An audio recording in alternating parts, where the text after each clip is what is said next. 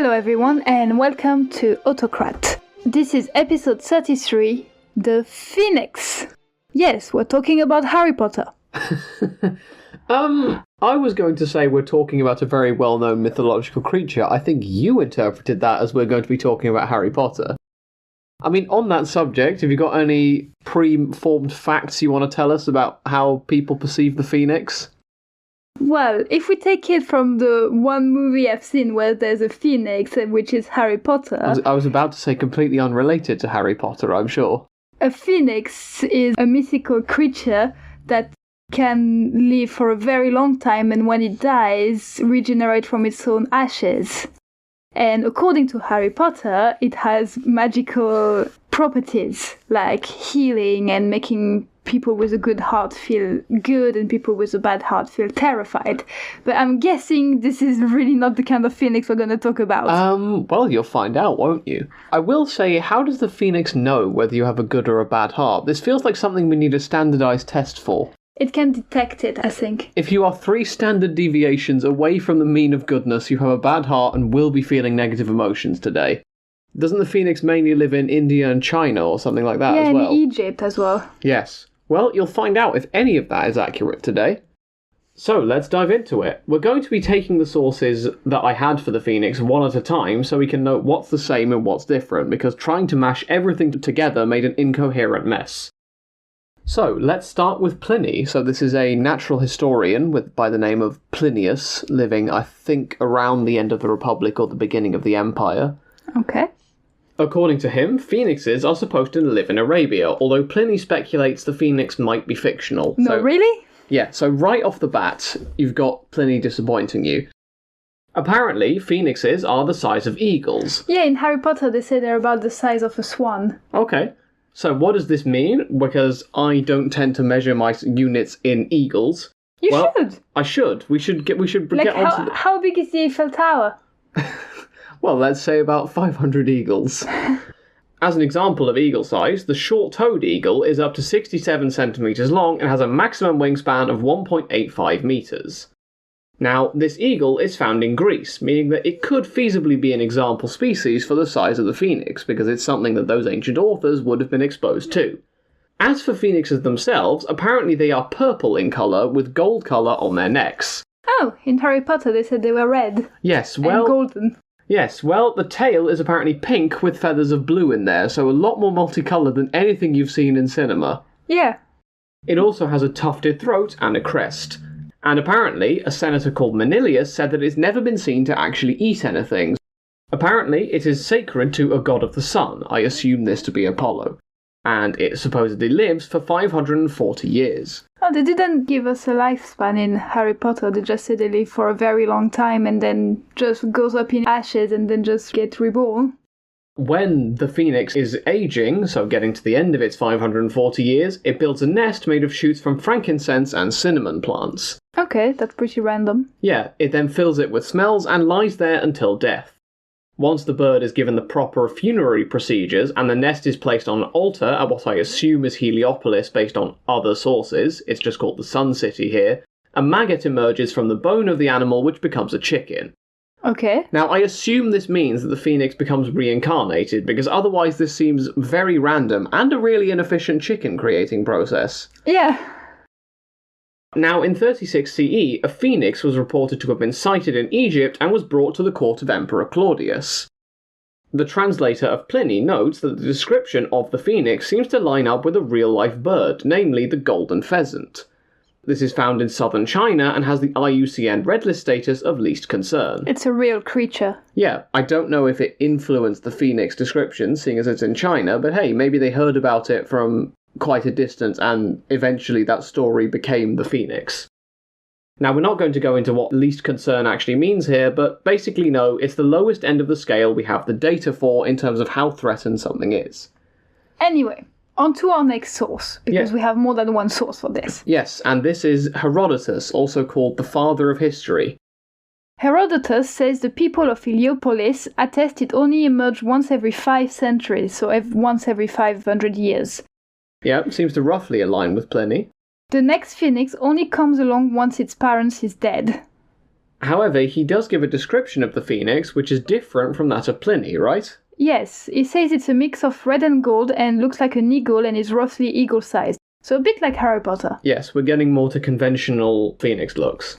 Apparently, the phoenix is from Arabia, so that matches what we knew before, and takes his parent to the same temple we discussed earlier. He makes an egg made of myrrh and puts his father inside it. Okay. Now, Herodotus didn't think that this particular point was very likely, and I find that very funny in the description of a fantastical bird which seems to constantly be bringing spices back to its nest. This bit doesn't seem likely. Yeah. He makes the phoenix a male, which is interesting. Okay. So there's just one, and it's a male. Apparently. Okay. So does that mean its parents are both males? Well, I think from the sources I've seen, there's just one phoenix which keeps being reborn. So it's not phoenixes, it's the phoenix singular. Okay. Now, on to our next source, which is a source from the late Roman Empire, and this is the poet Claudian. He just mentions that the phoenix is renewed, so basically born again, on the fire which burns it in its funeral. He confirms that the pyre has the smell of cinnamon, just as Pliny was saying. I have no idea why the phoenix is so interested in cinnamon, but apparently it is. Claudian says that the phoenix is immortal, which makes sense if it's born again in its death, right? Mm-hmm. And he also says the phoenix doesn't need food or water, but is sustained by sunlight and marine winds/water vapour. So the phoenix can photosynthesize, is the point I'm getting to. He seems to give the phoenix a lifetime of 1,000 years from what I can make out. When it gets old, it builds a funeral pyre of spice leaves. He then calls out to Apollo, asking to be made strong again, and Apollo gives it new youth. The sunlight then burns it up. The ash then reassembles into the younger phoenix. Claudian refers to this one as the child of the other phoenix, but the language is ambiguous given that the speech given by Apollo to the phoenix implies it's going to be the same one. Basic summary, there's no two phoenixes that exist at the same time. The younger phoenix then carries the ash of its predecessor to the Nile to bury it, and thousands of birds apparently join it on the journey. It then goes to the Sun Temple at Heliopolis in Egypt, as we've seen before. Now, with Herodotus and Claudian out of the way, do you want to tell us a bit about Ovid's version of the phoenix? Ovid says that the phoenix lives on frankincense droplets and amomum juice. Okay, again with the spices. Once its life is coming to an end, it builds a nest in the palm of a home oak tree. Okay. Again, spices such as myrrh and cinnamon are mentioned. Really, what's with phoenixes and cinnamon? I don't know. I feel like this could be the start of a brilliant conspiracy theory.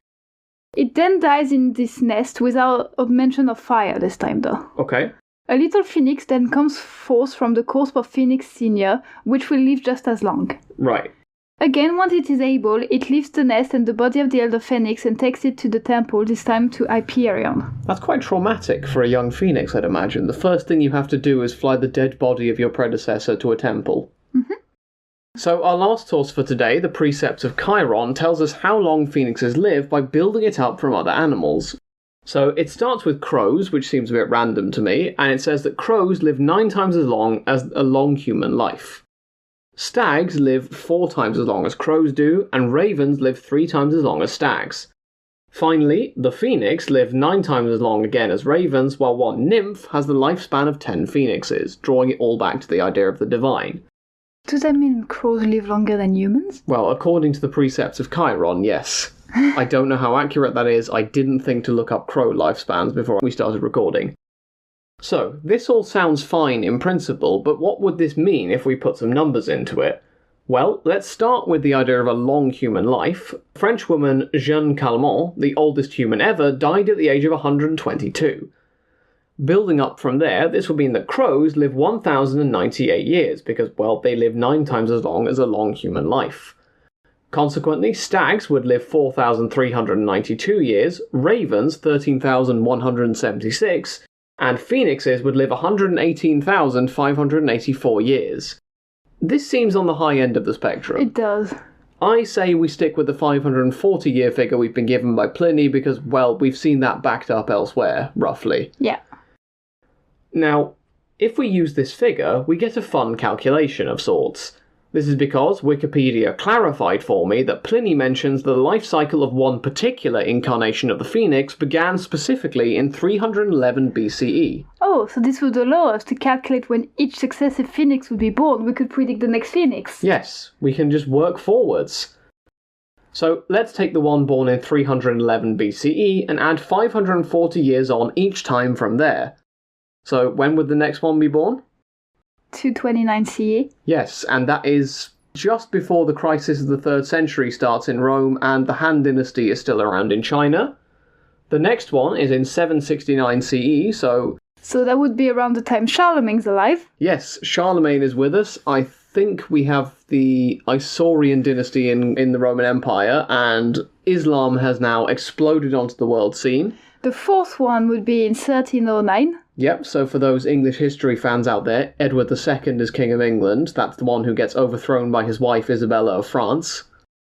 The fifth phoenix would then be born in 1849. So just after Napoleon did all the thing Napoleon did. Yep, when Napoleon existed. The sixth one has not been born yet and will be born in 2389 CE, so a couple of hundred years from now. Ooh, so there's probably currently one phoenix just flying along in the sky somewhere? Yes, let me do some quick maths to think how old this phoenix is if it's born in 1849. Well, it's nearly 200 years old. Yes, 200 years minus... 25. So 175 years old. Oh, what a youngster. What a youngster, only outlived all humans by half a century. Well, on that note, that brings us to the end of today's episode, so thank you all very much for listening, and we hope you enjoyed it. We do, and thank you everyone, and have a good week. Have a great week. So, what do you think of the phoenix? I mean, not what you were expecting at all, I think. Can I have a phoenix? I don't know if they do those in flea markets. Can you buy me a phoenix? I don't think they sell them. I want one.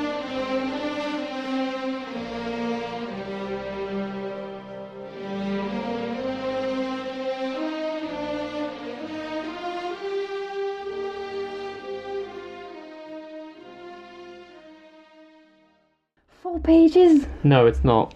I mean, we're talking about a phoenix today, which is awesome. It's just over 2. Harry Potter. Yes. Harry Potter. No.